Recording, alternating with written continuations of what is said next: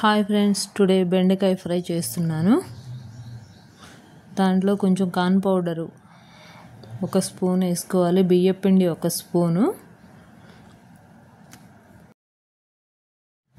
శనగపిండి 1 స్పూన్ వేసుకోవాలి, ఉప్పు తగినంత, కారం తగినంత వేసుకోవాలి. అంతా కలుపుకోవాలి, మిక్స్ చేసుకోవాలి. మిక్స్ చేసుకున్నాక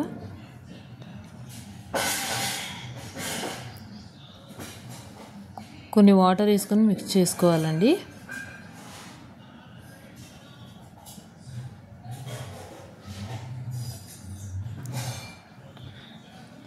ఒక బౌల్ తీసుకొని బౌల్లో ఆయిల్ పోసేయాలి అండి ఫ్రై చేసుకోవడానికి. ఆయిల్ హీట్ ఎక్కిందండి. హీట్ ఎక్కాక నేను వేస్తున్నాను. ఒక్కో బెండకాయ పీస్ వేయాలండి. ఫ్రై అవుతుంటాయి. ఫ్రై అయ్యాయి చూడండి, ఎర్రగా ఫ్రై అయ్యే వరకు ఉంచుకోవాలి.